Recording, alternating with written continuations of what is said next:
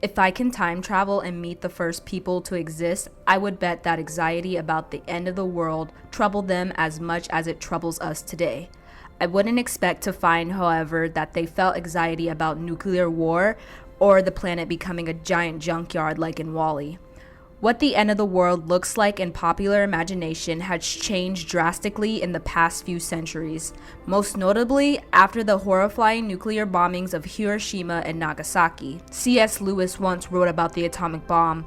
They may break our bodies, but they need not dominate our minds.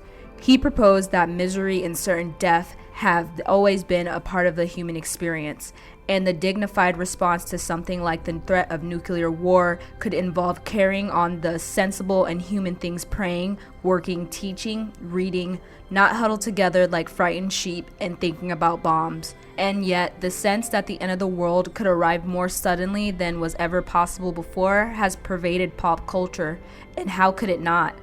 Today, we're looking at songs that anticipate the end of the world. Some of them deal directly with the threat of nuclear war, some take a more prophetic approach, and still others hone in on the fear that the end has already begun. Through C.S. Lewis, probably right in a practical sense, these songs about the end of the world remind us why the apocalypse is important to keep in mind and that we're not alone in dreading it.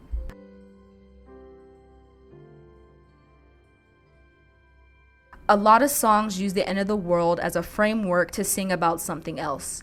As far as I can tell, there is not a single genre of party music where you won't find a handful of songs about partying like it's the last night of your life. Then there are many ballads about a sense of contentment being with the person you love, even if tomorrow never comes. For this selection of songs, I decided to dial in on music specifically about the end times or the apocalypse. Partly for brevity, I don't include songs where the described end is the nihilistic collapse of the artistic values. That includes The End by The Doors and No Church in the Wild from Jay-Z and Kanye's Watch the Throne album. I don't include songs like The End of the World, famously performed by Skeeter Davis, because despite the title, it's a song about an ended relationship. I also filter out songs that use nuclear energy as a sexual metaphor, or songs like Muse's Supermassive Black Hole that do something similar with omens of the end of times.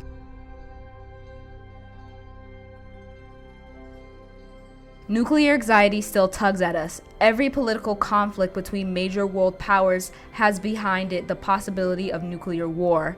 That fear held particular sway. However, in the 50s, during the height of McCarthyism, Sons of the Pioneers faced the issue head-on with Old Man Adam. This witty number uses wordplay to reiterate its anti-bomb message as many times as it takes. Provocative lines like, "I hold this truth to be self-evident that all men may cremated equal," wound up getting Songwriters blacklisted. While the blacklisting of the decade faded away, the anxiety didn't. In contrast to the sermon delivered by Sons of the Pioneers, Sun Ra recorded a stripped-down track titled Nuclear War. Over a minimal jazz groove, Sun Ra repeats what should be disarming phrase until it's almost numbing. They're talking about nuclear war. If they push that button, your ass got to go. The phrase subtly morphs across the song, and the groove becomes steadily more frantic until simmering down to a quiet series of goodbyes. If you want to take the entire emotional journey through each part of your nuclear anxiety, this is the track for you.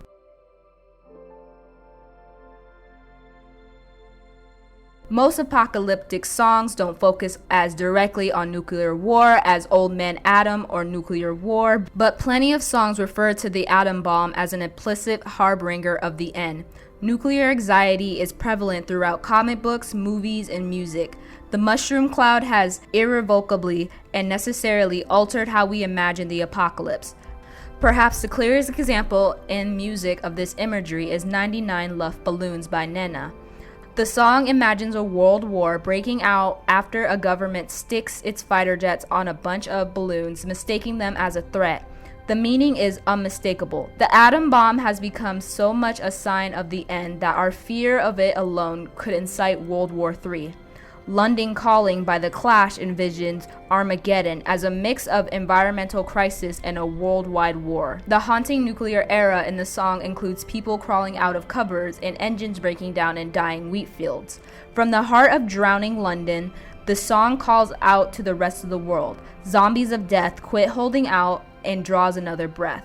It's a warning cry, a call to action that borrows its title directly from the BBC broadcast that kept the English citizenry updated during the most dismal times in World War II. Prince references a purple sky in a number of his songs signaling the end of the world. In 1999, Prince wakes up on Judgment Day and decides to party. I know, I said I wasn't including party music, but 1999 differs from other end of the world, so let's party songs in that it's Judgment Day is not an imagined one. Everybody's got a bomb. We could all die any day, he sings, deciding to party in the face of it. At the end of the song, a young girl asks, "Mommy, why does everybody have a bomb?" Prince is addressing very specific anxieties in this dance hall hit. Taking a trick from The Clash, Radiohead titled song 4-Minute Warning after a British alert system developed during the Cold War, the alert has gone out at the top of the song and protagonist cowers from it. This is just a nightmare, soon I'm gonna wake up. A lot of the song's powers come from not having to go into detail about the threat itself. It names the bombers, but the rest of the song describes the protagonist's fear and the fearful running of everyone else.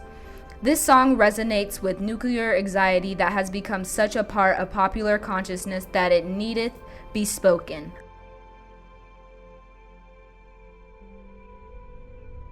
Other songs have stuck to biblical script in the tradition of texts like the Georgian chant, Dies Irae. These songs borrow from the Revelations to tell a swift and all-encompassing judgment day.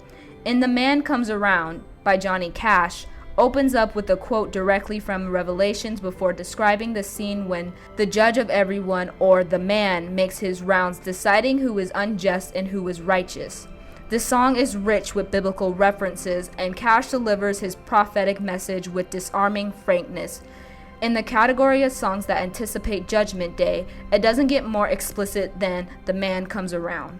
Miss Lauryn Hill takes a similar approach with the words to Final Hour, a track that subverts the worldly ambitions that often feature in hip-hop. You can get the money, you can get the power. Keep your eyes on the final hour. The mantra that makes up the chorus comes between verses that pair hip-hop, braggadocio, with God-fearing perspective.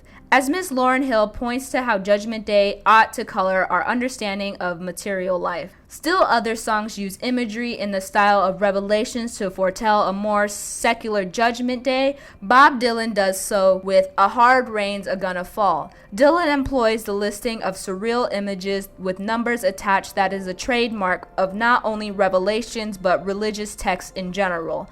7 this, 40 that. There are too many examples in the lyrics to list here, Dylan being a singular, voluble songwriter, but the gist is that things are mayhem and the blue-eyed son in the song chooses to sing out his song as the world ends. In similar fashion, David Bowie lists a series of strange images that are thrown into sharp relief by the impending end of everything.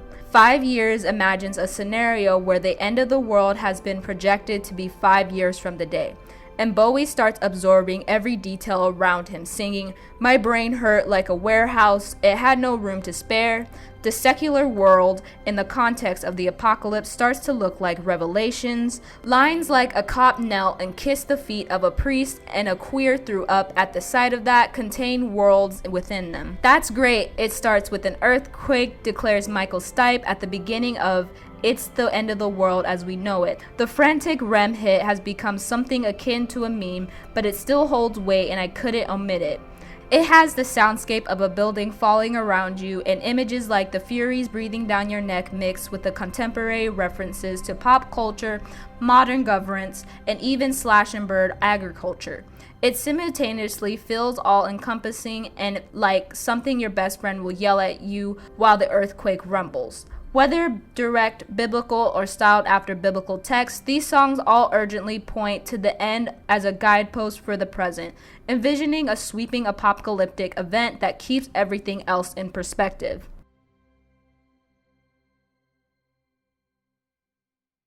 To wrap things up, these two songs that imagine the end of the world as a much slower, more dystopian affair. They are certainly not alone in taking this approach, but these songs came out in the past few years and happen to feel very in touch with the quiet anxiety that overtook so many people during the height of the pandemic. Up first is I Know the End by Phoebe Bridgers, who captures the sense of being in the post-apocalyptic nowhere place that can come on suddenly when you're driving somewhere you don't know or seeing your home from a view of an outsider.